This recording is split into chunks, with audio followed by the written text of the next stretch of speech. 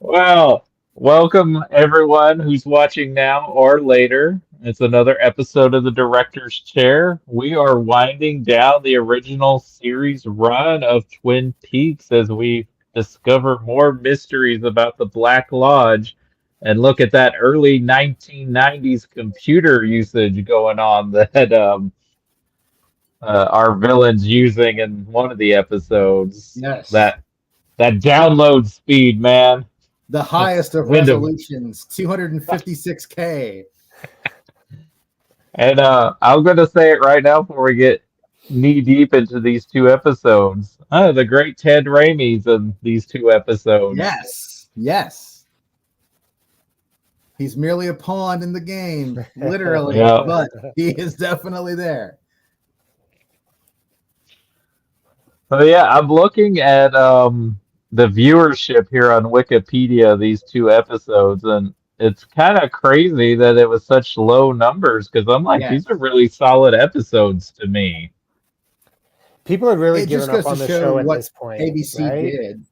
Yeah. ABC had screwed the show over so badly that, I mean, between the moves from different nights to already having to give the golden goose of Who Killed Laura Palmer. I mean, it's really a shame because, as we've talked about the past couple times on here, some of my favorite stuff in Twin Peaks resides in all the episodes after the murder of Laura Palmer is solved. Some of my favorite stuff. And it's a shame that people were just checking out left and right.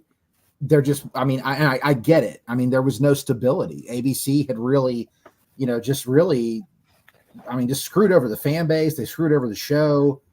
Everybody lost, really. I think another. Go ahead, Sorry, Colin. I was just going to say it was a different time. Like viewing habits were different. Like people did really need to sort of tune in at the same time each week to sort of follow a show.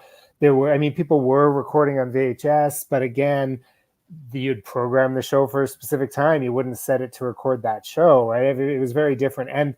But similar to now, once a show is either officially canceled or pretty much everyone's saying it's going to be canceled, a lot of people check out when a show's like that, right? And so that's really where we had gotten to at this point. And so it was really only the diehard fans that were showing up. And I was actually reading a story about how there were some attempts by fan groups to to try to demonstrate an interest and demonstrate that there was a cult following to try to get ABC to keep it. But one of the things they did was host these viewing parties, which unfortunately skewed down the ratings because it was always counted as one, but they'd get 20 people together, but only one viewer would be counted as watching it. So anyways, there was a lot of things. 20 households not being counted. Yeah. So it was a lot of things going on, but yeah, mostly it was just the diehard fans now following it at this point. I was gonna say another thing I appreciate about these two episodes is it's really getting tight knit on the story arc of Wyndham Earl and the White Lodge and the Black Lodge. They still allow for elements of comedy to still be in these episodes, like the whole wine tasting little gag and. The wine tasting is chef's kiss greatness, man. That's some of the funniest stuff that they did on the show. The whole thing with God bless that pine weasel. Gordon Cole and him kissing Shelley in front of Bobby. Yeah, he puts on a clinic for Bobby, doesn't he? He really does, that Gordon Cole. Love that guy. Love that guy. No, really, that's the thing. There are some really great things happening, both on the creepy and in the funny. And there's still more lore building happening all the way up to the end of this thing, which is crazy. But what I really do love about these two episodes is, I mean, there's still so much momentum. And even though we know now, sitting all these years later, this is the end of the show, as it would be for, quarter of a century, there's still such great energy. There's still such great things happening that it's almost like they didn't get the memo. Like they were still really going hard, really trying to deliver, on the things that you love about Twin Peaks. And these two episodes are chock full of all the things you love, the quirkiness, the weirdness, the funny, the sad, the tragic, the scary. It's still all here, man. And these episodes are great. And Harley Peyton's name is on both of them. That really and truly, Harley Payton and Robert Ingalls, big heroes with regards to the second season of the show, because if Frost and Lynch weren't on it, they were really doing a great job keeping it in the script writing. They were doing a really great job of keeping the style and the themes and the concepts alive while still building on what was already established. I mean, these are two great episodes, period. Like, to me, there's really no argument that they're awesome episodes. And these last 4 episodes, I mean, like, man, this is some dynamic stuff that's happening. And going through it again this time, it was just you can feel like, knowing that we've only got 4 episodes left, when you're watching it, you can feel it. You can feel like there's that, the countdown is on. Like, this is only going to end, one of 2 ways. Earl's going to win or Cooper's going to win. Like, it's constantly still like ticking down the timer. And I think that's really impressive when you think about where they were at this point in the making of it, where the show was at this point, as far as its place in the audience and ratings and all that stuff. Like, I don't know. This is really some of the best of Twin Peaks in these last 4 episodes for me. Yeah. 100% agree. So, what are some highlights for this first one, the variations on relations for you guys?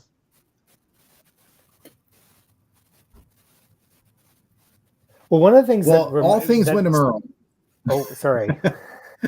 No, go right ahead. I was just saying all things Wyndham Earl for me, but go right ahead, please. So one of the things that I noticed in this episode in Variations on Relations was, there's this idea that goes around that Lynch had banned the color blue from the series, but there is so much blue in this episode and so much blue in the series. Like, whether it's the diner uniforms, whether it is the dress that Lana wears at the wine tasting, whether it's like the Major's uniform, like there's a lot of blue sort of all over the place. And I'm always confused as why people, it sort of shows that's not the case. But what it speaks to, though, is there's this idea of what the first 2 seasons of Twin Peaks are supposed to look like, right?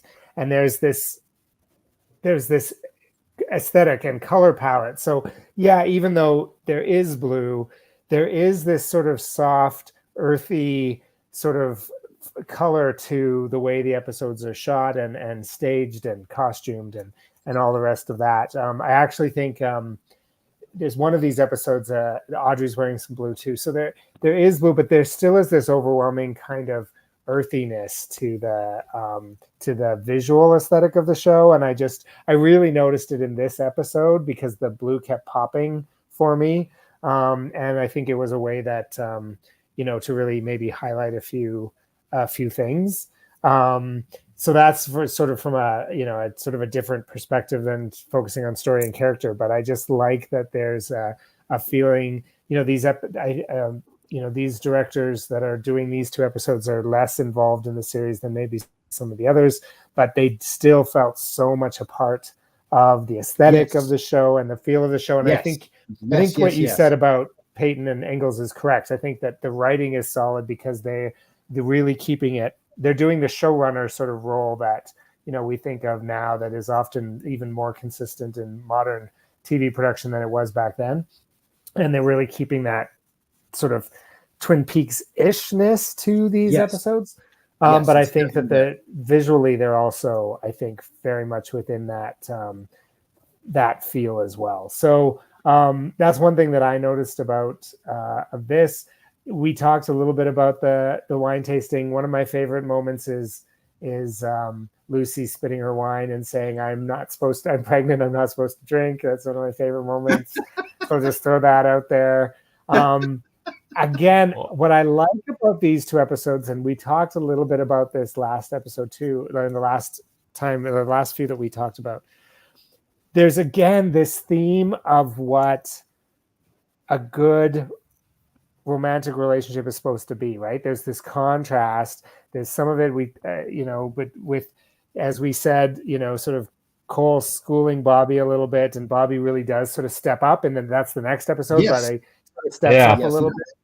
But we're also seeing Lucy really saying, you know what, it's not going to, and again, I think I'm jumping ahead a little bit to the next episode, but it's not going to matter who is biologically the father of this child. I'm going to take destiny into my own hands and choose who should be the father of my child. And I think Yes.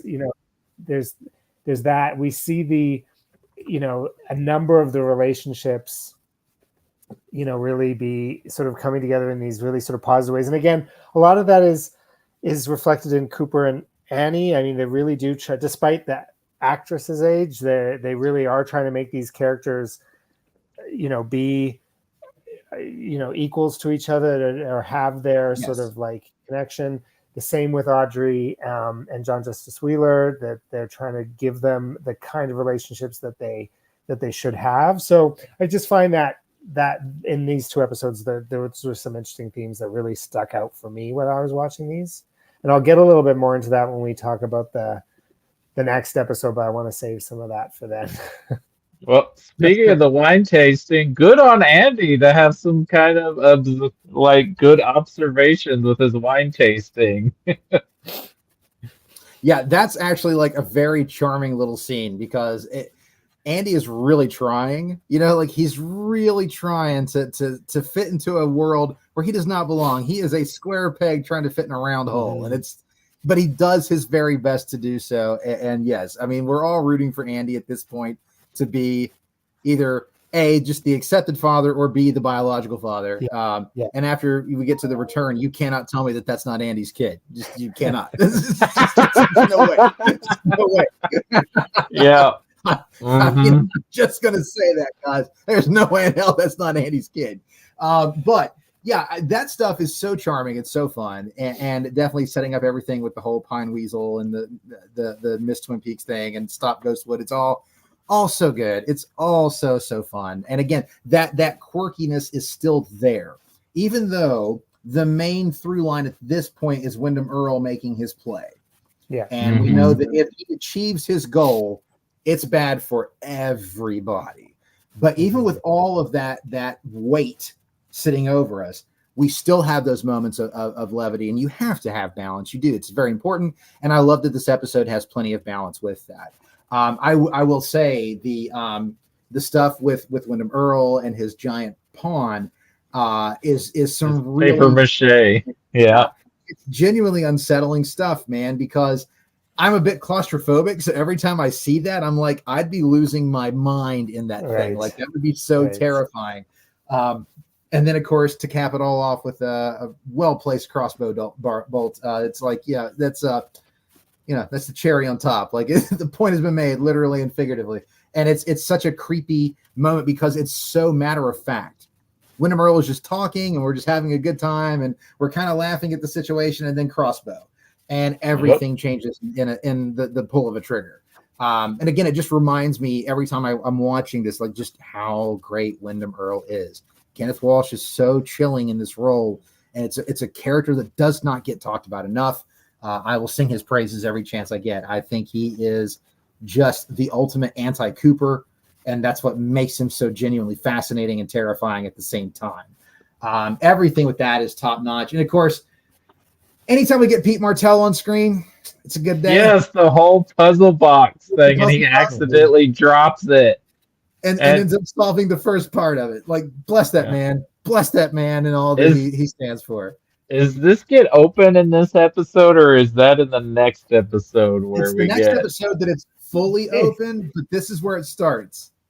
We know we don't even get to the final thing in these two episodes quite yet. We get smaller and smaller boxes over the course of this. But that's right. We get to the last step, and then in the next episode, you're right. There's still one more step. I also love that scene with the dropping. I love Catherine screaming Butterfingers. That always makes me smile every time that happens.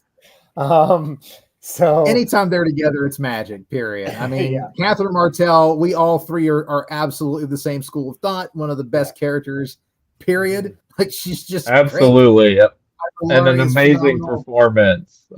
Every second on screen we get, Piper Laurie is magic, period. Yeah. She's just, I mean, goddamn, what a phenomenal performance. And these actors are having fun. They are having fun playing these characters. Yeah. How would you not? Those characters are amazing. How would you not? Yeah. The other thing is, of course, the other thing I really love in this episode is besides Pete dropping the box, which is phenomenal. I like that we're starting to see the Cooper and Annie relationship build. And again, looking at what was supposed to happen with Audrey and how horrible that would have been, there's a charm here. There's a gentleness here, and there's something so wholesome, honestly, that they both kind of come from a place of trauma. And I think that's interesting, knowing where this is going to go. The fact that they have both come from a place of trauma and are finding that peace and that solace with each other. I think there's something very special about that. As we'll find out, trauma continues to be a key word in all of Twin Peaks. I mean, it really genuinely is. That stuff is it's really great because, I mean, it gives Kyle MacLachlan the chance to have the love interest that we've always wanted Cooper to have. Yeah. And now he finally really gets to have that with granted, looking at the actress notwithstanding, an age-appropriate relationship for Agent Dale Cooper. It's very age-appropriate, yes. Well, I mean, what is their age difference in real life? 11 years, so she's about 21 at the time. This is something like that, yeah. Which she's probably supposed to be about 25, I would say, probably. That's sort of my guess. Yeah, it's somewhere mid-20s. I get mid-20s, late 20s, yeah. She has to have enough time to have had something go bad in high school, have her enter a convent, which I think you have to be an adult to do, and be there for like 4 years or however long she says, right? So I think we have to get there. Yeah. Like maybe 23, it would be as young as she could be. I read her again. I was a teenager. I was a teenager when I first saw this, so my reading of adult ages was a bit skewed when you're. I'm with you on that. Right? I'm with you on that. Yes. But I always read her as being closer to his age, still younger than him, but closer to his age. But I do think there's something about this. So yes, it's age appropriate. Yes, it's much sort of healthier. They both have this otherworldly quality to them. They both are off from like the mainstream of people. But there's also, it plays into Cooper's hero complex that really plays out through season 3, right? And we'll talk probably a lot about in that. Also, I think it's just so appropriate for him. And again, if anything, that's where the relationship is potentially not as healthy and maybe more interesting from a television and fiction point of view.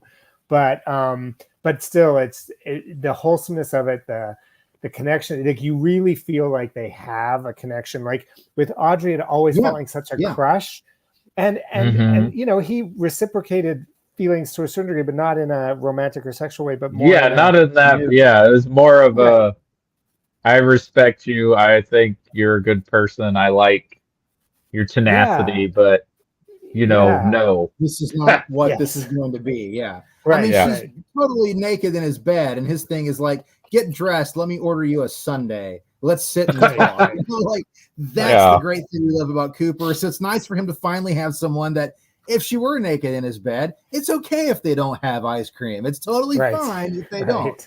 And that's a good thing. The other thing I will say, probably one of my favorite moments of the season, is everything with Gordon Cole and Shelley. As always, like Gordon Cole, one of my favorite characters in the history of anything. I love Gordon Cole so much. And the whole scene with Bobby, I mean, it's so priceless, man. It's so great.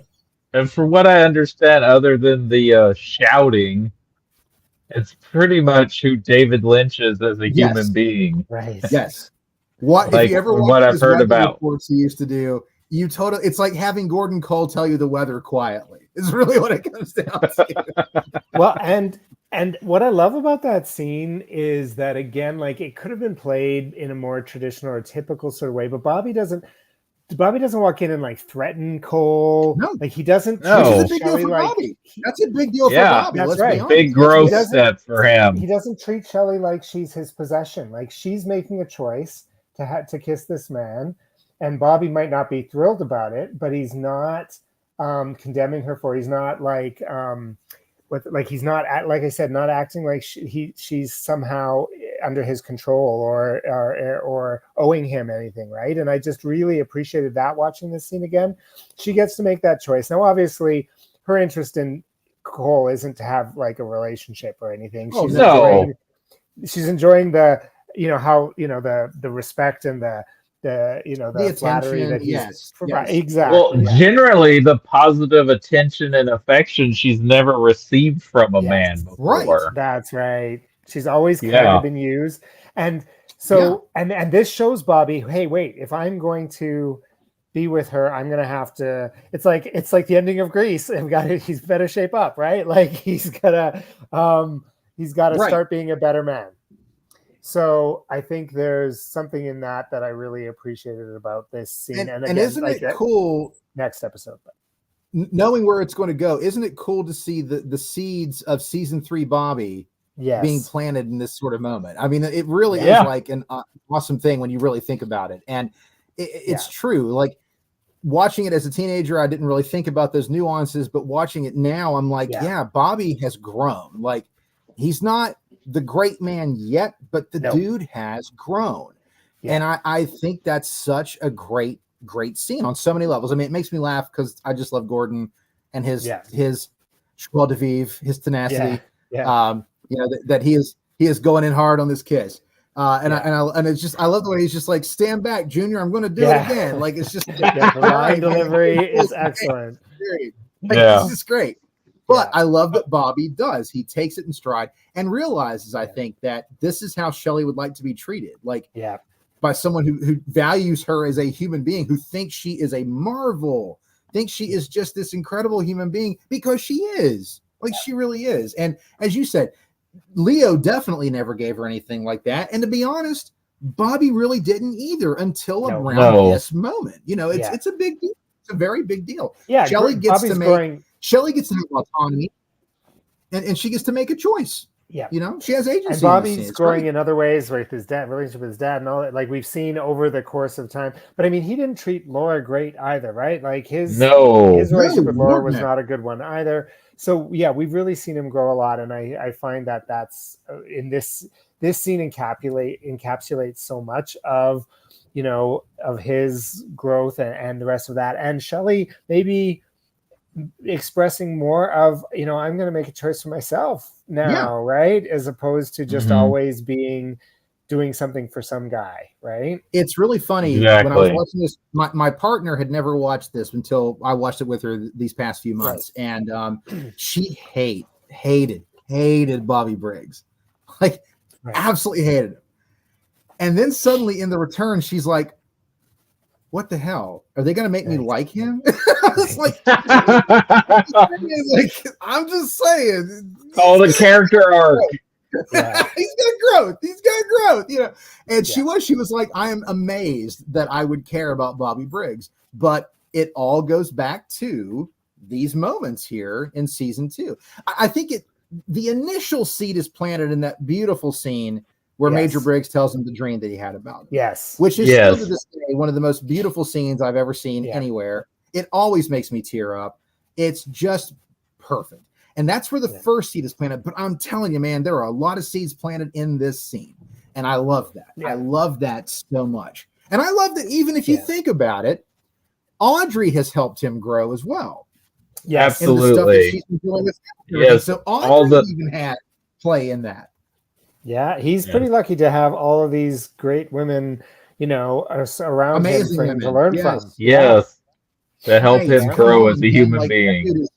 That dude needs to buy a Powerball ticket. He's so lucky. Like, Jesus, man. Like, and this is Gordon Cole's final appearance in the first two, like in the series. Yes, it is. Right? Yes, it is. We don't see him again until the return, I think. No, obviously not until the return. Movie. Well, not until Twin Peaks Fire Walk with Me, but then the return. Yes. Yeah. Yes. That's what I thought. This is his farewell, his swan song for the series. It is. But it's a great way to go out. Yeah, what a great scene. I'm just saying. I mean, after rewatching the series, I'm like, I'd forgotten the ridiculous crush I had on Shelley the waitress, and I get it. I get it. We talked before about, again, her relationship with Annie is, again, more of that in these episodes, which is great. I love seeing them together. It feels like they have, because I've always loved her and Norma's relationship, but it was really more of a mother-daughter-ish or big sister-ish kind of relationship, whereas these two feel much more like peers. And again, we're assuming Annie's actually a bit older than Shelley, but yes, still, it's it's great to see that relationship. And again, you see them supporting each other. You see them, bonding outside of, just their relationships with men. So, yeah, it's great to see Shelley get to do more than just be, running from Leo or being To be a victim yeah, Right. exactly. or a pawn. Which is so important. It's so important. I mean, she Yeah. deserves that growth as well, and she deserves to be happy. And I love that Gordon Cole was sort of the spark for her to realize that I can be treated this way. Like, Right. I deserve to be treated this way. I mean, Gordon Cole thinks she's practically a goddess, Right. and in his eyes, and more importantly, his ears, she is. So it's like, it's such a great thing for her to see that and realize that she's worth more, that she's not just someone's object. She's not just a possession. She is a human being who deserves to be cared for and loved and respected. And I love that it's Gordon Cole that's the push on that. I dig it. I dig it a lot. Yeah. So But now this episode ends. ends. I was gonna say I just want to say really quick. I know this episode ends with, of course, the revelation of the pawn, which is a chilling final shot. Like, absolutely chilling. Oh, it's man, a terrifying scene. What a shot! Like, it is. It's such a Because great. they don't know what's gonna happen, but Cooper is like, we are no longer able to be in control. He is fully in control of whatever's going on here. He's ahead of us. Holds all the cards. Yep. Yeah, it's really terrifying. Yeah, it is. It really is. Yeah, this is such. I was only going to get back to the whole Cooper Annie thing. One, I was going to say, I think something is interesting is they both talk in a similar cadence of like how they speak. Yep. Yeah. Yep. And the other thing, I think we've already referenced it before, but I guess Cooper clearly has a type because Annie looks similar to Wyndham Earle's wife, right? She's like similar features and to Carolyn, yeah. Yeah. Yeah, no, you're right. He does have a type. I mean, he does. And then speaking of Leo, I didn't catch this the first time, but after seeing Nightmare Alley, I was like, oh, they made a Cardi reference when the Ted Raimi guy calls him a geek. Oh, yeah. Yeah. I was like, oh, that's like, okay. I didn't know that was still a slang they used in the 90s. Well, what slang Lynch would use, to be honest. Yeah, for sure.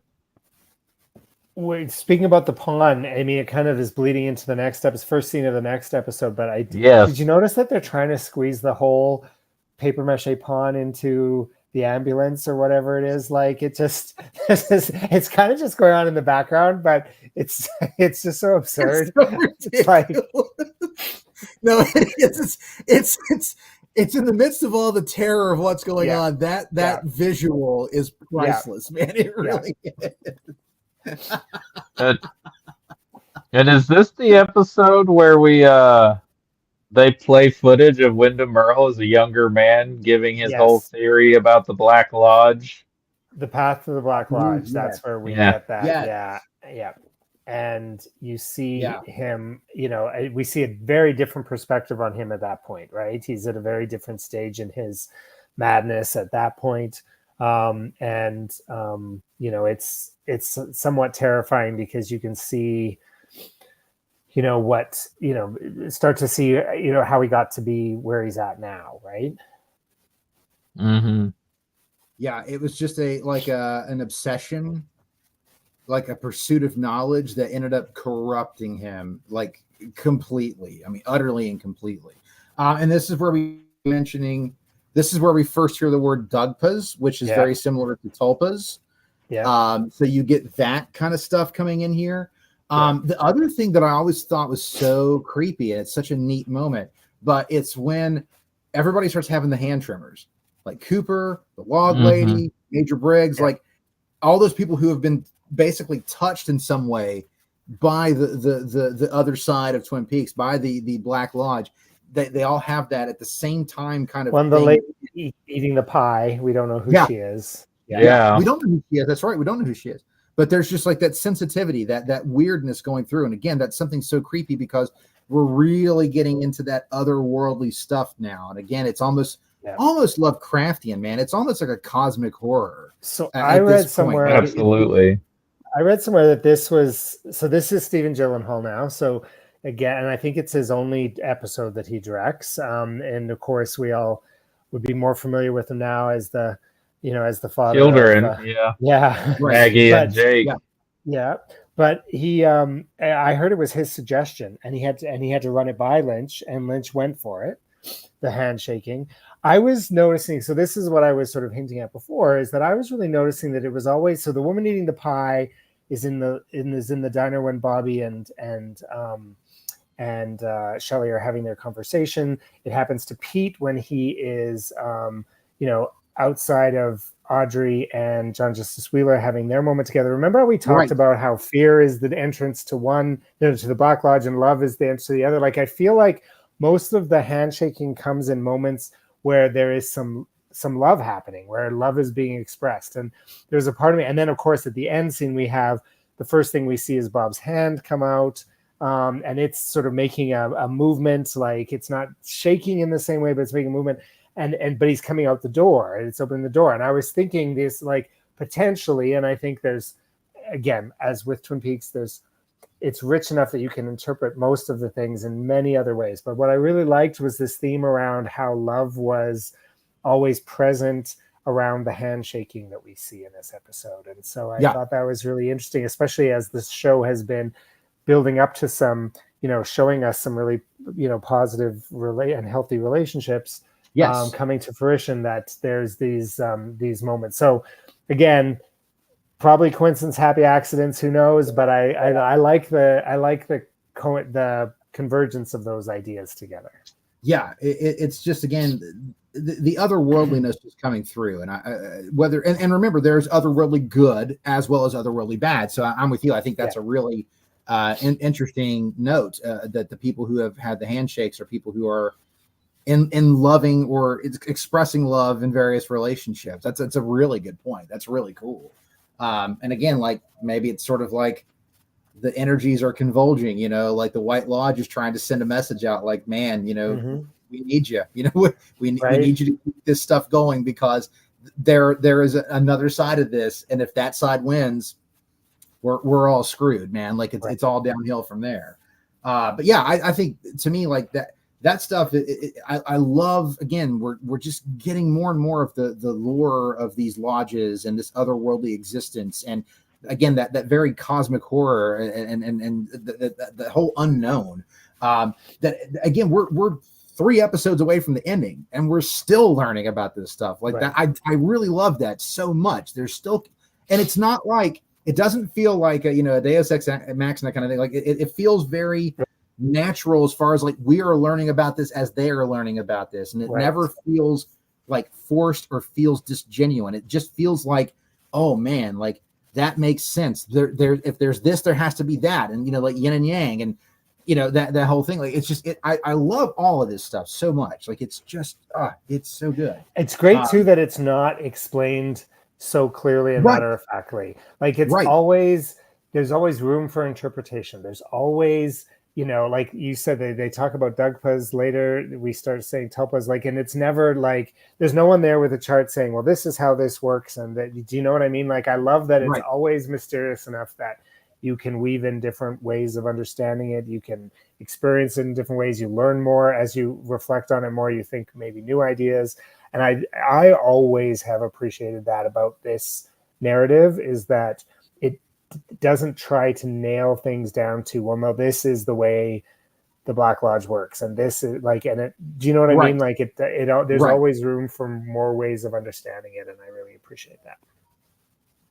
Well, and if you think about it, the nature of evil and the nature of good, there's no one way to be evil and no one way to be good. So it makes sense there'd be various networks and paths into these places. There'd just be different ways to get there. So yeah, that stuff is like top notch, man. Top notch stuff. One thing I love in this episode, and we kind of talked about it before, we haven't talked about her much tonight, but we finally get the end of Audrey's whirlwind love affair. Yes. Yeah. Pete Martell to thank for getting her Yep. to the airport. Saved the Like, day. Pete Yeah, there's a Martell- little bit of screwball comedy element to it as she's like just missing him, and yes, there's all of that sort of great classic sort of romance kind of stuff going on, which I really love, that whole sort of lead up to that. And then she's running to, like, his plane's about to take off. It's like a rom-com ending. She comes running up in front of the plane. She grabs Pete at the hotel to drive her down there, which I just love that Pete's just like, yeah, okay, well, let's go. Yeah, And let's she's go. just like, you, come, do you have a car? So, and then they have that great scene where it's like, you know, it's your plane, and he's like, well, thank God for that. Like, there's just so many great, like, Yeah. they're just so. And then he gets to fly off, and she gets to have like had this moment, but she's still gonna like continue on with her life. She's not giving that up to run off with him and be the little woman by his side, right? Like, everything about that whole moment is great. And I read that the actress wasn't thrilled with that plot line, but I think it's really great. I love what it does for Audrey in terms of her again asserting that she's still, like, she gets to have this, she has this moment, but she's still focusing on her dreams and her goals, and you know, maybe they'll meet up someday. I mean, I guess we find out they maybe. probably Yeah. don't I mean, We we don't know they know. won't, but where he's at. Yeah. But yeah, Audrey's story becomes very tragic, but at this point she's got her whole life set out in front of her, and she's going to be like, she has so much potential at this point, right? And I love Yeah, that moment. I love that whole scene. Well, we also get the final moment with her and Pete, where she's, you know, Yeah, that was so she knows precious. she's feeling the pain, and it's that whole thing of like, you know, if you ever went fishing, like, that helps me. Yeah. And the fact that they're both about to go fishing, because Yeah. Pete loves to fish, he's always wanted to take Josie fishing, and now he gets to take Audrey fishing, and it's just so wholesome and so perfectly Pete, and it's one of my favorite little moments. Like, watching it this time, it just hit so genuine, and I literally Yeah. teared up. I was like, that's such a sweet moment. And it's one of those things where it's like, in any other show you don't get that, but Right. here you do. And it's so, like, again, Peyton and Ingalls, they get it. They absolutely get it in their scripting, and that scene for me, you know, the like you said, very rom-com, very you know, like that sort of, you know, like Casablanca, watching the plane fly off, you know, leaving the love behind, you know. And then there's Pete, and Pete's like, let's go fish, and she's like, you know what, let's go. Like, it's This is the beginning of a beautiful friendship right there. right there. You might as well say it right there, and it's perfect. It's again Great. one of my favorite moments in both seasons of the original run, and it's still there after the murder of Laura Palmer has been solved. Damn it, there's still so much to love about this show after that's done, and this is a beautiful example. I mean, we all love Pete, we all love Audrey. They've never really been in a scene together until like now. Oh, they're gonna have another big scene together in a couple episodes, right? So. Coming up very soon, But it's such a charming thing that the first time we ever see them together is this screwball comedy moment that ends up being one of the most, like, sweet, genuine, wholesome moments in the entirety of the show. And it's it gets me every time. It's a perfect moment. Yeah, I was going to say, before we get to such sweet kind of romantic comedy scene with all that shenanigans going on, I really like the scene between Billy Zane and Kyle MacLachlan at the fireplace of the Great Northern, where they're just talking about being in love. Yeah. And not so really genuine, knowing man. who the other person is or what their connections to each other are, right? Right. It's more like 6 degrees or 2 degrees, really, of connection, and they don't know it. So it's just in the It's background. 1 degree We of know separation. it. We know it. It's charming because they're both, you know, these handsome young men, both of them in love with these wonderful women. And one of them even knows the other one's woman very, very well, but not in a bad way, just knows her well. But you know, Cooper would be thrilled that he was with Audrey. Like, he would be totally fine with that, the guy who Audrey's with. I mean, hell, he looks like Cooper. Let's not even He's got the hair, he's got the energy. He's very Cooper-esque. So Audrey's got a Yeah. type too. I'm just putting that out. Yep. I think you're right, though. I think Cooper would be happy for her. Like, think I he would think absolutely that be ecstatic he for wants her, yeah. that for her because he knows that's not him for her, and so Right. he wants Yeah. that for her. And I think he would be happy for her. You're 100% I think he'd be right totally on that. stoked. He would. I think he would be totally stoked and give him Yeah. the biggest of handshakes. And of course, Yeah. that whisper of, if you mess this up, I will hunt you down. Yeah. I'm in Right. the FBI. I can make your body disappear. No one will know. So yeah, Coop definitely. That is a really great moment, Cody. I'm glad you brought that up. That's a very, Yeah. very great little moment. No, the big This stuff one, here. this episode is one of my favorites of this back half of season Yes. 2. Yes. I think what Gyllenhaal does here just is great, and the script, what Peyton and Engels write in the script is great. Like, it gives us so many great little personal moments. Like, then we've talked about a lot of them. We haven't yet talked about Audrey's sister, Donna, yet, and her path, her little Oh. storyline that runs through these couple of episodes here. Yeah. It's both This of is where the them. It's birth both of certificate them. comes Yeah. out. Yeah. Yeah. Yeah. This is where the birth certificate is found, man. No Yep. father. No No father, yeah. father. Dun, dun, dun. Yeah, the Yeah. soap opera nature really comes out here. Like, Well, this and is, did you notice on the birth certificate, her mom's name is Hayward on the birth certificate, meaning she's a married woman at the Yeah. time of her birth. Well- So it's not like it's a pre-marriage, unless it was a shotgun wedding kind of, idea that Doc Hayward married her before she could have the baby or something. But I don't Isn't read there it a that picture way. of all three of them though, of Doc and her and Ben? Yeah. Yeah. I read it that there was an affair and that Doc Yeah. was forgiving, and that he was, because he's such a good man, he probably understood, enough and was willing to be forgiving, and was willing to raise, this daughter as his own, and did. And, very much, she's very The much most healthiest father in Twin Yes. Peaks. Yes. without a doubt, dude. Yeah, that's Well, right. Major Briggs also, Major which Briggs. Yes. this episode I say I had Yes, seen this I agree with before that. I watched all of the show, because I think I saw part of this episode like when it was running on Bravo back in the right. early 2000s, and that's actually, even without context, that's one of the most chilling things is Wyndham Earl and Leo as the horse coming up to Major Briggs. Yes. That is such a creepy scene, dude. Like, it Creepy is- and odd and funny. Like, it just Yeah. captures Yeah. Twin Peaks. Absurd. Like, it just, it's very Twin Peaks. It's and perfect almost for it. like almost uncanny valley. Like, the horse is so weird looking, but it's almost kind of realistic, but it's not. And Yeah. in the distance it looks real, and then suddenly the closer it gets, your eyes are like, that's not right. No, Right. this is not run. This is not cool. If I saw this in the forest, I'd be Right. like, get the hell out of here, man. Like, this is terrifying. Yeah, but maybe if you lived in that's Twin like- Peaks, you would just be like, "Oh, what this?" I guess that's fair. Well, I mean, Major Briggs has seen some weird stuff, Yeah. so he's probably like, "Oh, great, I'm getting taken again." Yeah, Isn't this the episode too when Earl has captured him? Isn't this the episode where we get the whole thing like, what are you afraid of? That love is not enough. Like, Yeah. what a great line, man. What a That is- great line. Yes, I do love it. I wanted to comment. Thanks for bringing that up. I wanted to comment on that. I love it because I love how Earl mocks it, which I think says a lot about Earl and develops his character a lot. It also shows us so much about Major Briggs because he's Yes. this military man, but he's so spiritual, and he's always been this interesting dichotomy of like, and not a cliche of who we would think he was, right? And but I love that because it's also kind of our fear as the viewers in this. Like, we're building up so much love in this episode by Audrey and John Wheeler, Shelley and Bobby, Ed and Cooper and Annie. Norma, Yeah. Cooper and Annie. Like, just all of this is happening and building up.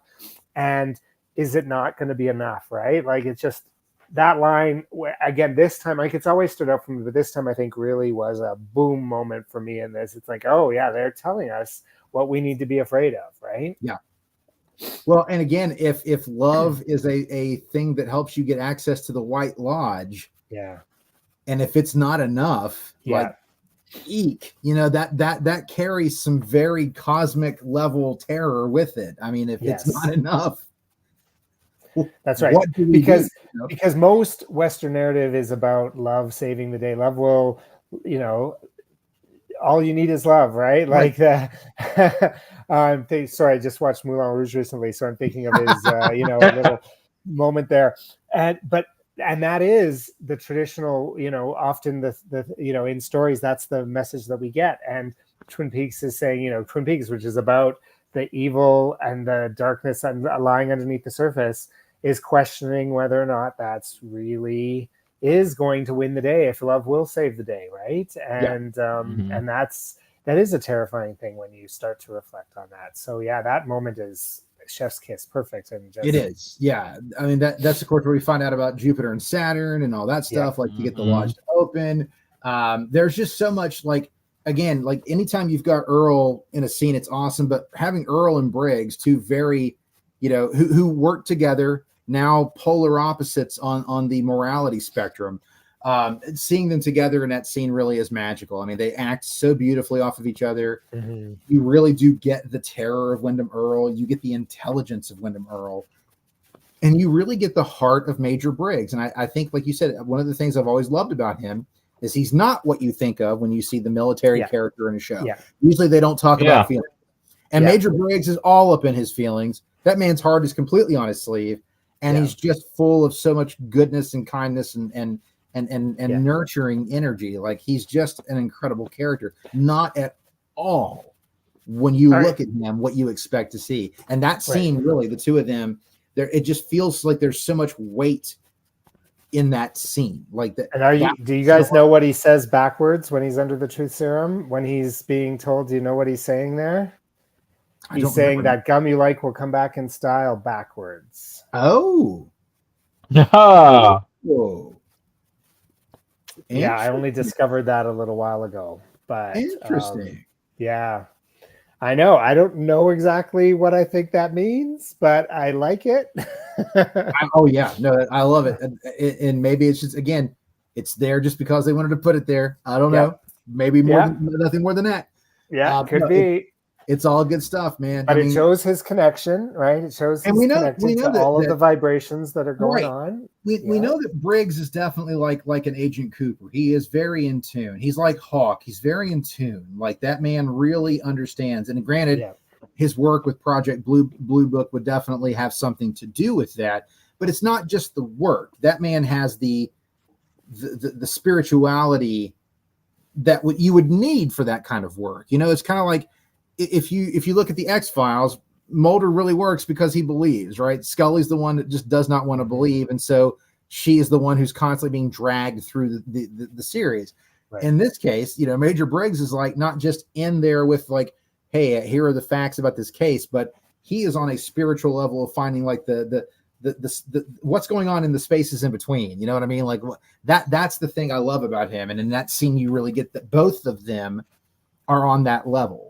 Like they're both very spiritual, only one is a more positive and one is definitely a more negative. But I love that scene. Is such a great scene, and not just for the beautiful lines of Major Briggs, but everything in that scene is just it's so good. It's so unnerving and so intense and sad, man. Like Major Briggs having to say those words out loud is kind of soul crushing when you go back to look. It's like, man, it hurts that would be his biggest fear, and understandably why it would be his biggest fear. But it hurts when you see that, because what is the most important thing to Major Briggs? His family. Who are the people he loves? His wife and his son.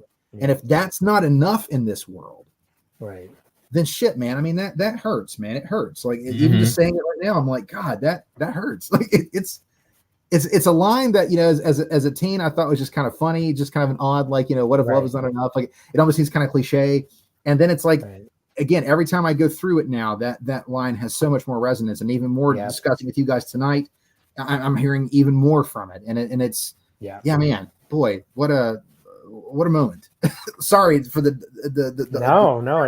talking about it out loud has really got me thinking, like, man, like, there really is a lot going on in that scene that at face value, it's fine. But when you really start digging down into it, man, there's there's a lot there, and that's intense. That's intense. We also get near the end, we get the return of the giant, Yes. the fireman. Mhm. That's in a great moment, I will say as well. And again, from like, back in my teen days watching this, I was excited by it to see, because I love those supernatural elements of it. It reminded me of the reveal of the killer episode. It reminded me of season 2 premiere.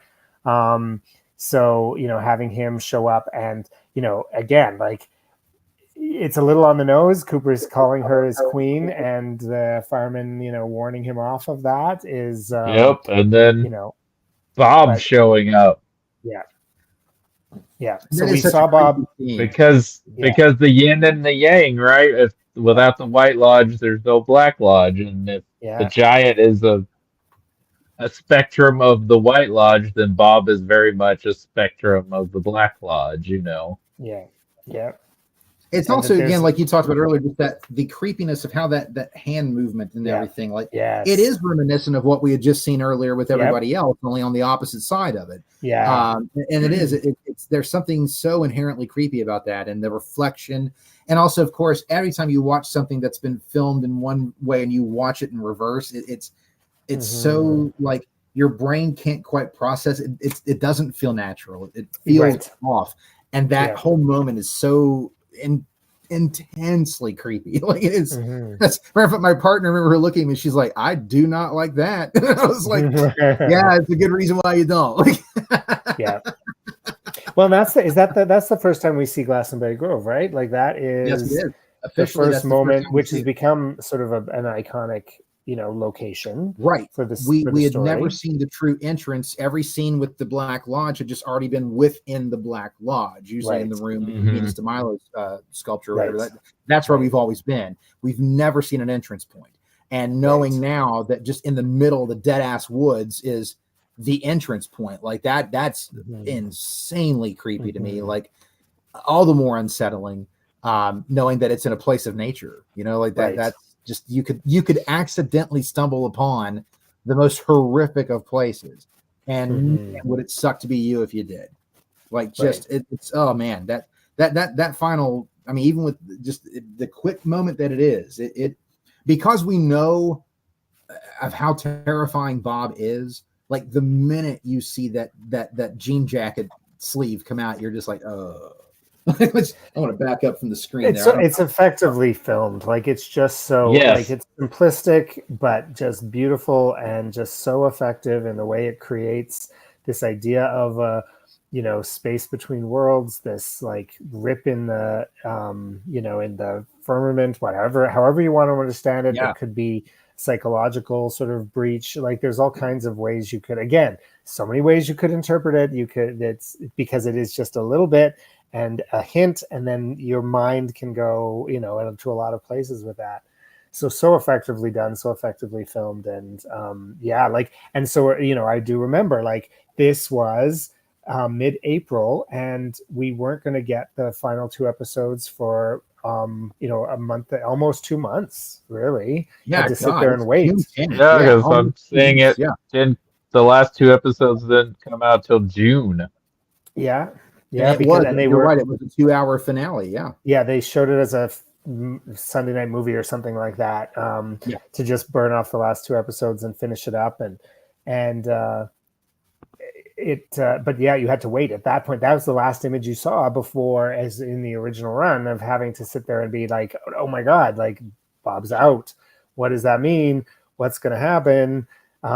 Annie's the queen, like we already know, or plans on killing the queen. Like there was just so much again for us, and you had to wait weeks and weeks before you could, find out what was going to happen next. Did they know at this point the show was being canceled? If they didn't know officially, it was certainly understood that it was not going to be back. Yeah. I was going to say another visual moment in these episodes is Wyndham Earl with the his computer stuff and that petroglyph and figuring out that it's a map. Like I know it's low res and all things early 90s. Like he could be hacking into the government because he's randomly typing on letters and stuff. But there's something about that's also very creepy to me because again, it's that the way that it's designed, the way that it looks, and Lynch does a lot of that in The Return, where technology just has this very odd, basic look, but it looks otherworldly. Like it doesn't look like how Yes. technology should look. Yep. It almost looks That's like right. this is how a person who hates technology thinks technology would look, right? Like how it Absolutely, feels. yeah. And it definitely reeks of that, and it's so unsettling. Like that imagery, it's the fact that it has the very like the Native American kind of look in the original petroglyph, and then when you see the map and everything, and you see the layering, and you see the closing in and stuff, it's one of those things that it's so crazy and creepy, and I love it. Like it's just such a great visual, and it's so perfect to go with Windom Earle. But I always love the fact that like people have access to technology that does not look like regular technology and is somehow better than what's available, even though it looks worse than what's available. Like you see a lot of that again in The Return. In The Return, that so little many screen that pops out of the sheriff's desk so we could talk to Doc Hayward is so weird and silly. But that's one of the most baller things I've ever seen, Yeah. man. Like if I had a wooden desk, you bet your ass I'd have that screen, man. That's phenomenal. Yeah. And again, it's technology mixed with nature. Think about that. Right. Think Yeah, about yeah. that. You know. Yeah. But I love the fact that again, like Windom Earle, like getting really deep into it, and again, we're with him on the journey of figuring all this out. You know that the petroglyph is really a map, and if you put the map over, you know, put the petroglyph over the map of Twin Peaks, you'll find the entrance to the lodge. Like all that. Again, there's a sense of urgency, there's a sense of terror, but there's also the excitement that you feel along with Windom Earle of figuring this out. Like holy shit, that's why that's up on the cave. You know, in Owl Cave, like that's why that's there. It was a map the whole time. We didn't understand it, but now we're figuring that out. Yeah. Again, that stuff is like, it's magic to me, man. Like everything with Windom Earle and the increasing knowledge that we gain of the Black Lodge and the existence of the White Lodge. It's why I'm here for season 2, man. I mean, like there's so much other stuff I love, but this is just, I mean, like, again, I'll say it. This is just as interesting to me. And honestly, I don't know, maybe it's sacrilege to say, but in the grand scheme of season 2, this is maybe more interesting to me than finding out who killed Laura, if I'm really honest, just because this is stuff like, this is what I got into it for, you know, like the supernatural, the weirdness. And now we're really getting into this, like, again, I'm just going to go back to the phrasing, but it's like this cosmic horror. It's so much bigger than the murder of this girl, even though we'll find out more connection with season 3. But the idea of the lodge, the idea of figuring out what this is, the ultimate place of good, the ultimate place of evil, like that stuff, man, like it just sinks its teeth in me every time I watch it, man. Like I'm always fascinated, of course, to find out what happened to Laura Palmer. Don't get me wrong. I'm not saying that that's bad, and it's not a bad resolution. It's very sad, and it's very tragic, and it's very terrifying, and it's great. It's great. But this stuff here, man, like when you're really looking at it, sort of like the stakes, you know, like the end of all things, basically. If Windom Earle achieves the access to the lodge, like we're done. That's it. The hell on earth, basically, whatever you want to call it. Like it's just not going to end well.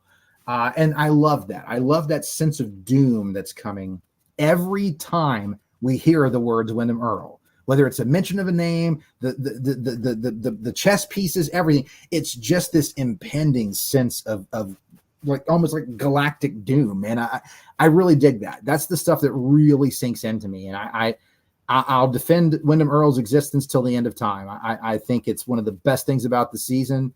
I think it's one of the best things about the show, if I'm honest. I hate that there's like, you know, spoiler alert, there's no mention of him in season 3, like at all. Like it just does not exist. But goddamn, do I love this second season for Windom Earle. That alone is enough to always make me want to go back and watch it. Yeah, I think he's a tremendous character. I think he's an amazing villain. And I think the whole mystery of who killed Laura Palmer is just an entryway to get us into the show, right? Because it is. Absolutely. Yes, it is. Yes, it is. it's really kind of getting into more of the soap opera elements of these other characters, plus introducing all this cosmic and mythological lore that is very Lovecraftian and cosmic. Yeah. Well, yes. The psychological impact of everything. I believe that's how it started. But as we get into Fire Walk with Me, I think what becomes interesting is the way that Lynch then makes Laura the protagonist of the story instead of Yes. right. But I 100% agree. I'm speaking strictly from just season 2, like just watching season 2 as an exercise. Yeah. The stuff with Wyndham Earle is by and far, even above the resolution of Who Killed Laura Palmer. It's my favorite stuff in the season. Just again, looking at season 2 as an encapsulated thing, not as the 100%. And I mean, not talking about the entirety when we get to Fire Walk with Me and The Return. The Return goes into so many different levels of terror and joy and all. Like it's so much more. I mean, hell, it's even got a more national, global vibe to it as far as the locations. Even it's not just in Twin Peaks. But for me, just in the encapsulation that is season 2, this stuff is what I mean. Like, it's my favorite stuff in season 2. And again, that may be sacrilege to some. I really don't care. It's what I love. The mythology. That was definitely one of the things that hooked me as a younger viewer. But it's also stuck with me even through as I watch it as I age and understand more. It still sticks with me. And again, because of all the richness that it provides to the narrative, because you can enjoy it strictly on a mythological basis, like, oh, this interesting story about demons or Doug, however you want to sort of understand it. But you could also, understand it in the metaphorical ways and how those ties in, or in more complicated ways that sort of play into both those kind of elements, which is how I tend to try to really experience it. So I love all of that stuff as well. Like, I think it is great. I do think how the story evolves into being about Laura and about her sort of in the end sort of triumph over trauma, and it becomes a truly fascinating arc. But you're right, that's not what this season 2 narrative is about. And I feel like it's this is creating so much that is interesting now in the moment, but also is able to be like all of the stuff that it produced for The Return and for Fire Walk with Me. Yes. Like, there's so much of what we're seeing here that speaks to those things. And the next 2 episodes, which is just an incredible night of television. Like, oh my God. Yes. I can't wait to talk about it, because there's so much to talk about. But with these 2 episodes, again, great setup, to what will ultimately be the finale. And again, I just love that we're still feeling the energy. Like, it's still building. It's still moving. It's still like, and again, it feels like we're moving towards some sort of inevitable bad, like this could be really, really bad. And there's just something about that I just really get sucked into every time. That stuff is just golden to me, man. It really is. I said it before. I think The Path to the Black Lodge is one of the strongest episodes. And it's up there with some of the greatest ones in the series. I really feel like I was reflecting, like, the whole sort of Rage Against the Dying of the Light. Like, maybe they knew they were being canceled, but they went out saying, we're going to make some of the best TV ever and dare you to cancel us because this is amazing TV, and if this is where it ends, it's going to go out on a high, right? Yes. Honestly, this is, you can talk and debate between some of the filler episodes in this season, but honestly, for 22 episodes, this is really a strong season of television. Yeah. And that's hard to accomplish even nowadays when you watch TV. Yeah, a lot of series that are 10 episodes have like half of it being filler, right? Right. Yeah.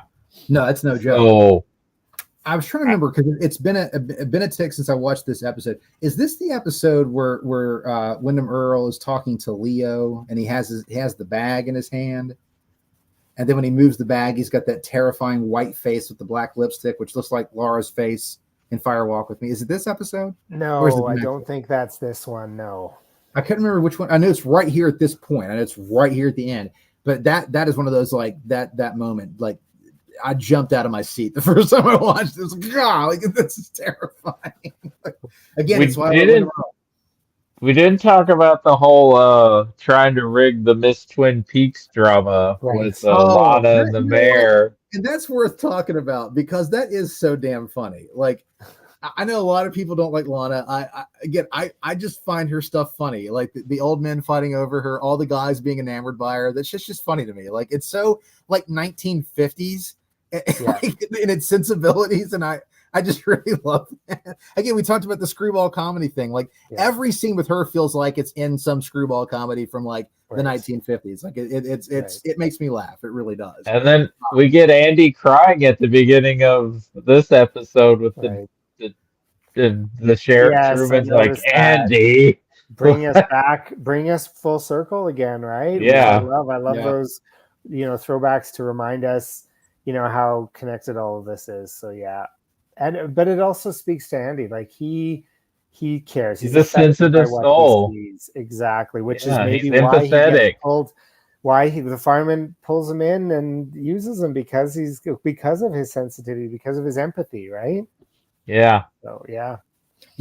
Andy's empathy. I mean, it definitely gets a chuckle. Don't get me wrong, but it really does endear him to us as someone who, if he was your friend, that man would do anything that you need. Truly good person. Truly, give you the shirt off his back. Also, why Lucy chooses Andy, right? He's Andy's a real one, man. Let's just put it straight and simple. He's a real one. Period. Yeah. Andy is phenomenal, man. Like. I know he's always looked at as sort of the comic relief, and don't get me wrong, he serves that purpose in so many ways. But you know what? The Bookhouse Boys don't work without him. The Twin Peaks Sheriff's Department doesn't work without him. And in the end, when it's all said and done, even talking about season 3, a lot of things don't happen if Andy's not in the game. I'm just saying he is a critical player, and I love that. I love Andy. Like, I mean, I love what a genuine person he is. I love that he can, cry about the simplest of little things because he is that in tune with his feelings. And he doesn't have, his trouble is not that he doesn't show his feelings. His trouble is trying to figure out how to turn them off sometimes. And I think that's something very sweet and endearing. I know my partner fell in love with Andy, like just absolutely head over heels in love with Andy and Lucy. They're some of her favorite characters in the entire stretch of the thing. Oh, how could they not be? I mean, we all love Andy and Lucy. If you love Twin Peaks, you love Andy and Lucy. Yeah, that's right. But I mean, like watching her watch them for the first time, I thought it was just so great how much she loved them. Like she just thought they were the cutest of characters and just absolutely adored them so much. And it's great that my point on that is just that those characters still hold up well. Yes. Like, they're still funny and they're still endearing, all this time later. And they're not just, and I mean, and hardly anyone is. They're not just comic relief. They are integral, like you said. Like they are funny, but they are also important. They're also integral. They're accomplished at what they do. I mean, nobody would say that Lucy's not very good at her job too, right? Like, well, I mean, she practically runs the sheriff's station. Yeah, exactly. And I think that's another thing that makes this show so great. No matter the selection of donuts that woman puts out every night, that woman puts out those donuts every night. It's the policeman's dream, man. It's just sitting right there. One of my favorite moments for them is one that isn't in the actual series. I think it's only in the European ending of the pilot when Cooper calls them and they're in their pajamas and they're like playing instruments and they're like, I adore that moment. And it's like not in the actual series, I don't think, but it's so you're right. I think that is the European cut. Yeah. But I do love that moment. But I think that's something that makes this show so good. Not just, the direction and the uniqueness and what it did, but I think no matter how small a character is in this show, all of these characters are deeply interesting, fascinated, fully three-dimensional characters. Nobody is wasted as just filler on the screen. No. So have we talked about all of the events of the last couple? We didn't really talk so much about the puzzle box, so we get talked a little bit.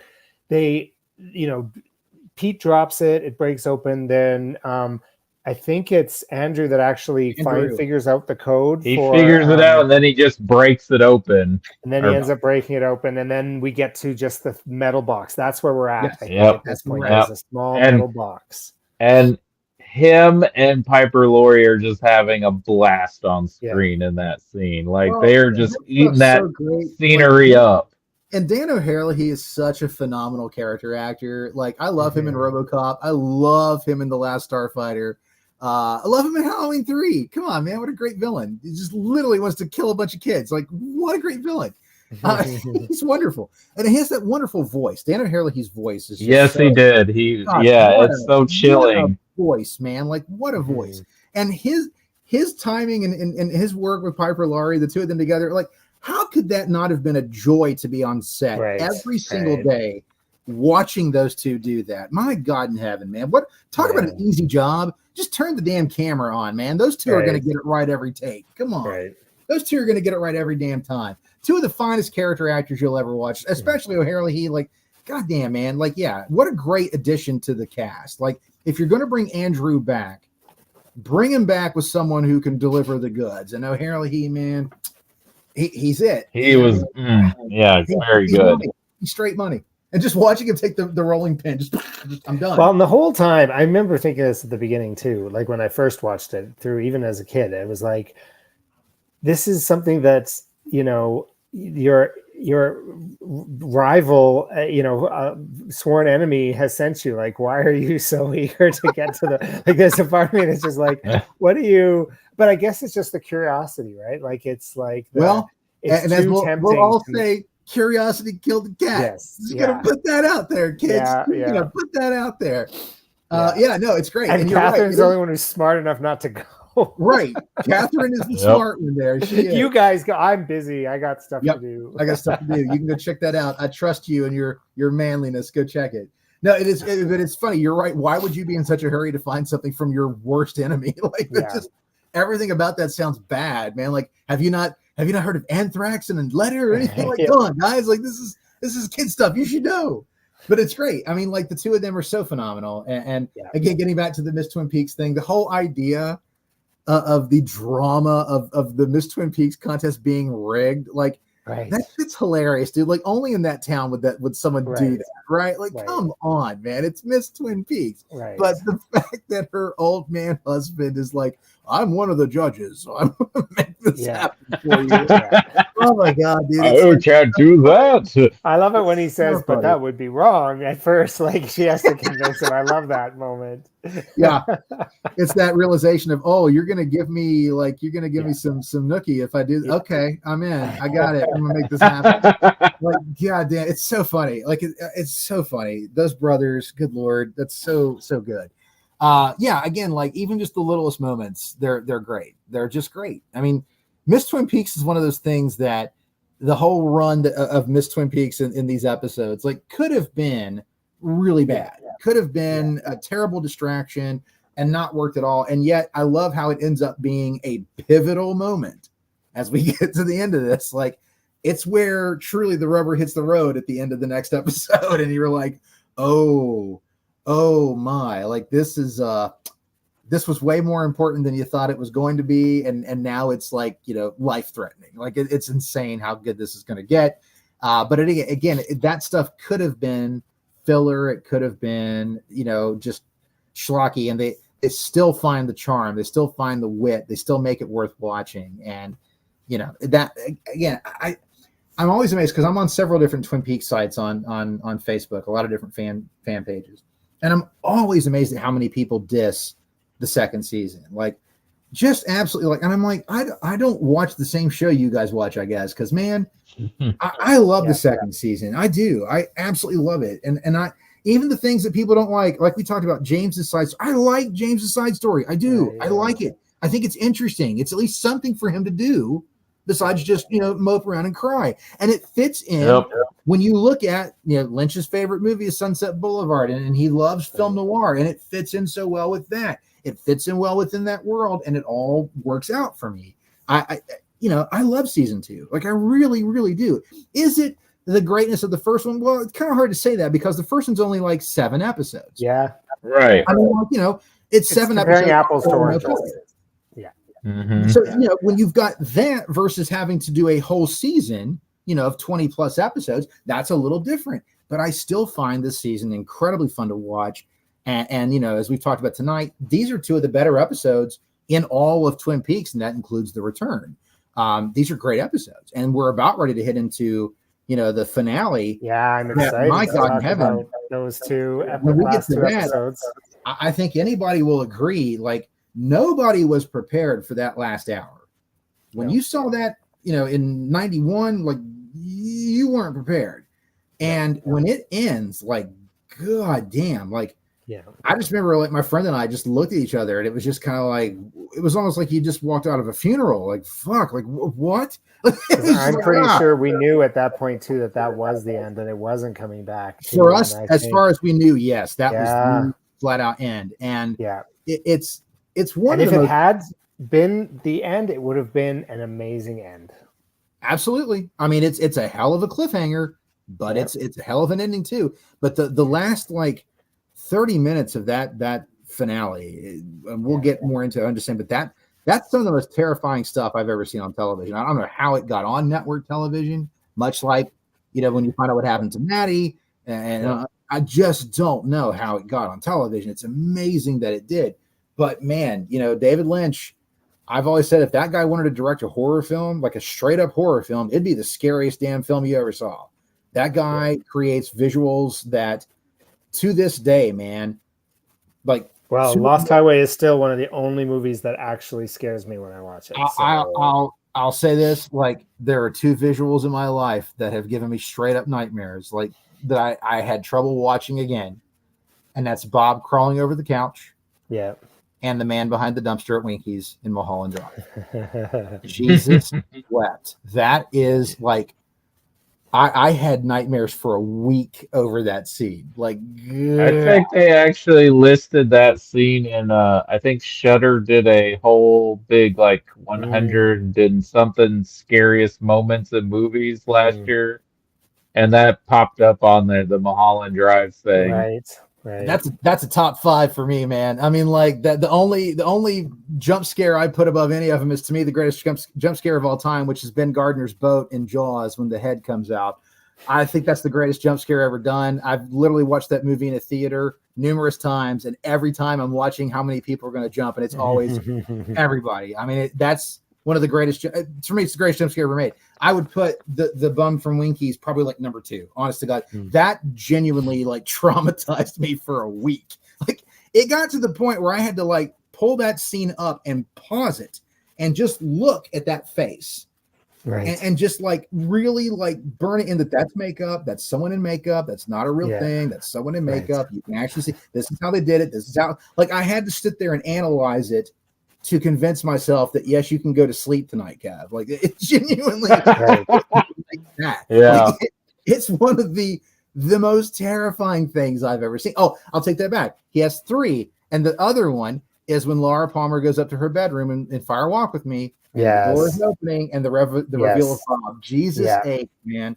Yeah. I was in a theater full of people, and we all jumped out of our fucking skin. Pardon my So French. I remember reading The Secret Diary of Laura Palmer, and there's a moment where she's writing about looking up from her bed and seeing Bob at the end of the bed, and I was in bed reading it, and I was terrified to put the book down because I was worried about what I would see at the end of my bed.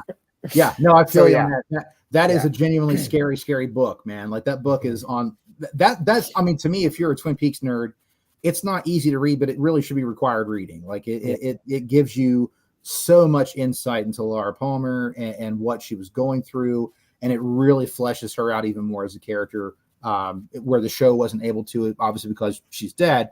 That book, and Jennifer Lynch did a brilliant job writing that. She really did.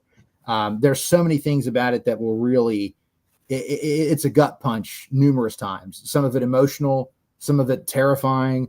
Like that exact passage you're talking about. Yeah, Jesus Christ, man, that's creepy as shit. That he was just sitting there watching her the whole time. Like, that's I'm very excited to rewatch the last 2 episodes of season 2 before next time. They are some of my favorite parts of television, so I'm very excited to watch those. When are we coming back to talk about it? How do y'all feel about Mother's Day? So I am away that weekend. It might have to be the weekend after, if that's okay. Then that 19th is fine because I'm away next weekend. Okay, let's do Plus, the I'll feel 19th awkward then. talking about these episodes on Mother's Day. I'm just gonna put that out there. Yeah. Nobody's mom's a big Twin Peaks fan. You know what's funny? My parents, they actually watched it because they were retired and they were just stuck at home, and they just decided to watch it because it was on Netflix at that time. And they were like, you really like that show, right? And I was like, yeah. I was like, guys, I don't know that I can recommend it for. Oh, we've already watched it. And I was like, what? And my dad just goes, yeah, it's pretty weird. But they liked it. To their credit, they liked it. They didn't love it like me, but Did they watch The Return watchable. or just the? No, just those two. No, my dad unfortunately passed away in 2017. Oh, sorry to hear that. He probably would have watched it though, just because he would have been a completionist. Now he never watched Firewalk with me. He never watched any David Lynch films. That's why it blew my mind when they decided to watch Twin Peaks, and I was like, I really wanted to warn you and prepare you, but you know what? They cast through it just fine. They thought it was funny. They thought it was creepy. They thought it was weird as shit, and they were correct on all three of those assessments. They were completely right, and I was shocked that they actually went through and watched both seasons. Did not stop, binged through that whole thing, man. Wow. And I was so proud. Like, I was so proud that my parents, who would have never watched anything David Lynch, other than The Elephant Man, because, you know, Academy Awards and everybody wanted to see it. Other than that, never watched anything he was attached to. And they actually enjoyed it. So that was like one of my proud moments where I was like, man, my parents, they surprised me on that one. That was good stuff. But yeah, it's, you know, for me, like, this has been such a joy. Again, guys, thank you so much for allowing me to be a part of this. Absolutely.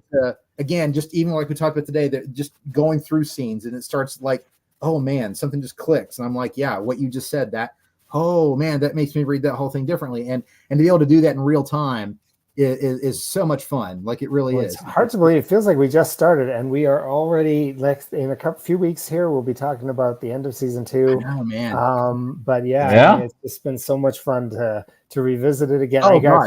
I found excuses over the years to revisit it over and over again, but it's even more fun having, you know, the discussions afterwards. So I'm so grateful to be able to. It's the water cooler discussion that we didn't always get to have because, for you and me, Brad, we were teens, so we didn't work in an office that had a water cooler.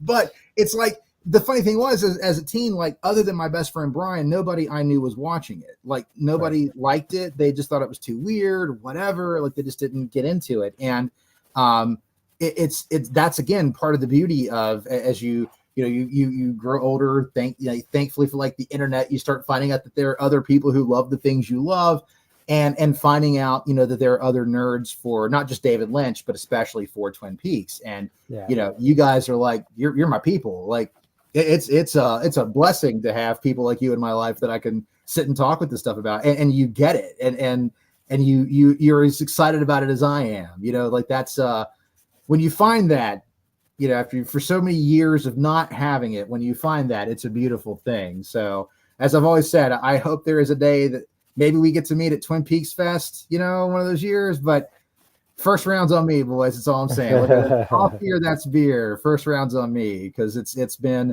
an absolute joy getting to talk through this. And of course, we've still got so much more to go once we factor in The Return.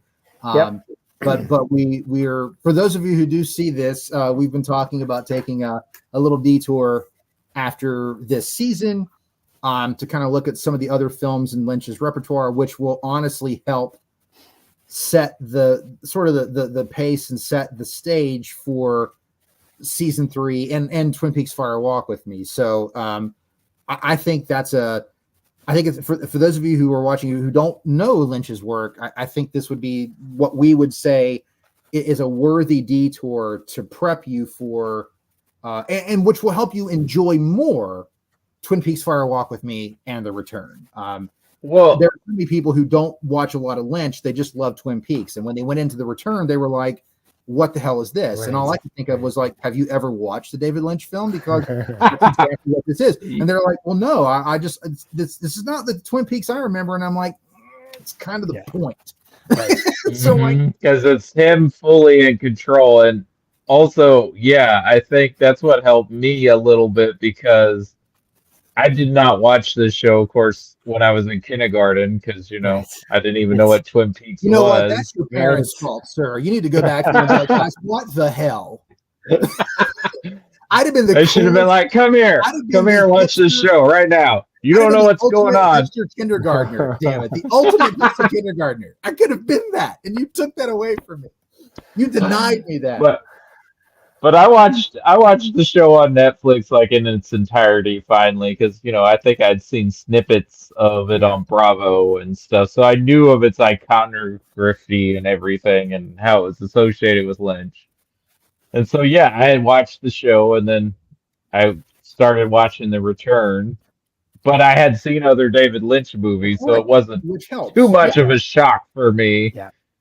But yeah, if you were binging Twin Peaks and just watched the first two right into The seasons Return, and then you watch Fire Walk with Me and go straight into The Return, you're gonna be like, what is going on? And it's always funny because, like, in these different Twin Peaks pages, there's always someone who will come in like, "Hey, I'm new to this. Like, what's the order I should watch this in?" And everybody's just like, "Oh my god, seasons 1 and 2, then watch Fire Walk with Me." Like, you have to watch that because it's amazing how, as shit on as that film was when it was released, I love that Lynch was able to literally turn the table on it and completely change its story to where it is a absolute critical piece of information to watch The Return. Like, it's I think like a lot of films, out. it has now been revisited to the point where people realize, no, we were wrong back then. It's had real Blade Runner and John Carpenter's The Thing revisitations where people were like, how did we miss this the first time? Like, what? That's right. Why did we like not get it? And it's like,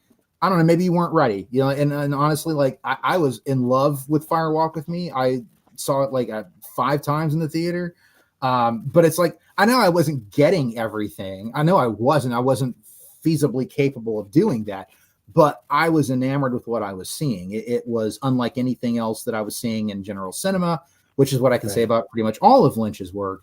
And so I think for our viewers, the 3 of you who watch us, we'll go through the idea of the David Lynch Barry Gifford duology, as Bradley, as you suggest. I think that's a great way to go with Wild at Heart and my favorite Lynch film, which is Lost Highway. So that's very exciting for me. Both of those have some very tonal similarities. One of them is probably my all-time favorite Nicolas Cage performance. Like, I'm not gonna lie, I think his work as Sailor is it's my favorite.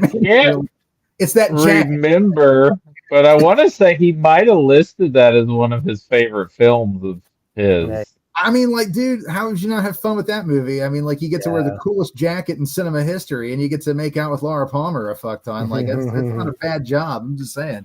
And it's weird as shit and violent and crazy and creepy and great.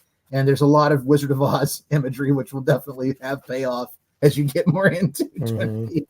So yeah, I think that's a great detour. I think again, Lost Highway is for me like my favorite Lynch film, and I feel like it's a great point where if you crack the code of Lost Highway, it is a very similar code for Mulholland Drive. And if you're one of those that needs to have like, oh, I need my story to have a point A to point B, right? You're dealing with someone who deals in the surreal to give you that. There is a point A and a point B in those two films. There is. Now, I'm not saying it's a straight line to get there. Right. It's get there, but you will get there. And I think in preparing for Fire Walk with Me and The Return, I mean, there's similar narrative structures going on there too. So I think, like I said, I think those are a good detour for us in the middle to then before we come back to finishing the rest of Twin Peaks. And yeah, I'm really game with that, Bradley. I think it's a great idea. I'm glad you suggested that. Those two in particular, I think, are a great series of bookends for our detour. And again, I need to revisit Wild at Heart anyway because it's been forever since I've watched that movie, and I love it. I just need to watch it. But Lost Highway, it's been a while. I literally saw that film 4 times in 1 week because I knew I'd never see it in the theater again. And I bought the screenplay. I read every interview. And now with the recent death of O.J. Simpson, it's even more interesting to go back and look at that because that was the O.J. Simpson trial, such a factor in Lost Highway. Yeah, it'll be interesting to see how that. I've forgotten that connection. Yeah, connection. Lost Highway and Mulholland Drive are ones that I revisit quite often. Wild at Heart, while I love it, is one I revisit far less. So I'm excited to see it again because it's been a while for me as well. Definitely. And like I said, with Water, I'm sorry, with Fire Walk with Me, when we get to that, are we thinking one shot Fire Walk with Me and the missing pieces? Because it is. I don't know. I was going to ask you guys that same question. Because I know you've brought that up before, is talking about doing that. I mean, together. It's definitely worthy of a full episode, but you could really justify breaking it up. But by the same token, the missing pieces really does. It is Fire Walk with Me, so it's kind of like it kind of makes sense to kind of do it as a cohesive piece to me. That's just my thinking. Again, I'm game for whatever you guys. I'm just happy to be here. So, whatever you guys think on that is fine by me. But that's definitely those two things have to go in tandem because again, I'm amazed at how much stuff is in the missing pieces that really does have payoff in the return. I was kind of shocked actually how much, and it's amazing how much of the Twin Peaksy stuff that people thought was missing from Fire Walk with Me is there in the missing pieces. Like I very, very much love the idea of those two things together because it is such a, they're companion pieces really at this point. Like I'm waiting for someone to make a master edit where it's like all of it together. Like I'm just waiting for that. I'm sure probably someone actually has, if I think about it. Probably someone has because the script's been floating around for forever. One of the first things I looked up online was that script, and I was like, "What the hell is this scene? Like, this guy's bending steel? Like, what the hell? Like, that was a picture. I didn't think that was really going to happen. There's a fight. Like, what? Chris Isaac's going to fight this dude? Like, what? Why am I missing this? Like, yeah. So like that stuff is like really, really good. There's again a lot of the stuff that people thought was missing from Fire Walk with Me is in the missing pieces. Like, it's all there. Like, it's amazing how much it feels more wholly Twin Peaks when you look at the sum total of it. So I'm fine if we want to discuss them together. That's totally fine with me. Yeah, it might make sense too. Because do you guys have the Criterion disc of Fire Walk with Me? I'm gonna pick it up before we discuss it, I'm fairly certain that the missing pieces are on that. Like I'm fairly certain. I think it is. I think it is because I looked it up. I think it is. Yeah, because I just have the big, ridiculous the Z to A box sets. Everything is on that. Right. But I'm fairly certain on the Criterion for Fire Walk with Me, you'll get the missing pieces. I'm like 99.9% certain that's on there. So if that's the case, that's a great pickup. The transfer is stunning. The sound is stunning because again, Lynch oversaw the whole thing. The DTS on that is good stuff. So yeah, that's a great pickup. If you haven't got it, very worth your time. And definitely, for the discussion, it'll help because man, if you've not seen the missing pieces, boy, there's a lot there and a lot of stuff that you'll love. Like you're like, what? The 2x4 discussion. That's all I'm going to say. There's a 2x4 discussion. That's one of the funniest damn things I've ever seen. And it's all part of the missing pieces, and it's the best. Like so, you're gonna love the missing pieces if you've never seen it. It definitely will give you that more Twin Peaksy feel. But it's definitely it's amazing how required that is to go into the return. Like if I had not seen Fire Walk with Me and tried to watch the return, I would be like, I really don't know what the hell is going on here. Like this is. Granted, the first time I was watching it, I'm like, I don't really know what the hell's going on here. But oh, wait a minute, that was what they were talking about in this. No. Okay, the convenience store and Philip Jeffries, and I'm like, okay, now this is all having a payoff. That when I saw that in 1993, I'm like, well, what the hell is this mean? I don't know, but it's David Bowie, and I love it. So now it actually has payoff. It's amazing how critical. I love that Lynch basically turned what would be considered the failure of Fire Walk with Me into an absolute critical success in the sense that it is one of the most important things he's ever directed in terms of the return. Like it's so funny how he basically flipped the script on that. The movie that everybody hated and was like, what's the point of this? Ends up being one of the most single important things he ever made. That's awesome. Like I love that he did that himself. And then it made everybody critically reevaluate it when the return came out. And I love that's where we are now, that people now appreciate Fire Walk with Me as they should. It on every level. That's a film that was denied Academy Award nominations it should have had, and it's a shame that it didn't get until way later. It didn't get the attention it deserves. Because man, I'm very excited to talk about it with you guys. Like I really am, because boy, this is where we'll start getting into some of the really deep dark shit. But it's Well, that's why I don't want to detour Yeah. too long from Right, that's why I think the two before we films- get Yeah. back into it. Yeah, Yeah, that's good stuff. That's really I don't good want us stuff. to get too far away from season 2 before we revisit Yes. Fire Walk with Me. So Yeah. yeah, I think that's a 2-episode detour, basically, one for Yeah. Wild at Heart, one for Lost Highway, and then we're right Yeah. back in it. But honestly, a detour that makes sense. Like yes, I agree. it will have real payoff for following the Well, structure. yeah, that's a great idea. But did we also want to discuss Mulholland Drive before we went to the return as Maybe- well? We I could mean, you can maybe make that after argument. Fire. Yeah, let's think about that. I mean, it's a possibility. I'm not opposed to it. I see both the pros and cons of. I mean, that could be an after Fire Walk with Me. Maybe we'll Right, let's- after we'll Fire. think about it. Yeah. Yeah. That could Okay. That's Yeah. that's valid. That's very valid. But I'd also be like, let's get through the return and then hit Mulholland. Yeah, I'd be fine with that too. Like Mulholland Drive will fit in wherever it needs to fit in. It's Yeah. there's so Mhm. much there that you can discuss. It'll be great. So I'm fine. And I however you want to play that, but in between Fire Walk with Me and the return, if I were to do it like myself, that's a great place to put it. Sure. I could see it going there too. Yep. Yeah. All right. Well, Thanks, things to guys. discuss. But we're almost at the end of one tunnel before we go through another. That's And- right. And that light at the end of the tunnel is not a train. Thank God. Well, I will say really quick, guys, I just sent you guys in Facebook Messenger in our little chat thing. You'll see a link to the right version of the Spice Diver edit for Dune, not that Excellent. bullshit. Well, thank you. Okay, but I am so excited to talk with you guys about that when we get the chance.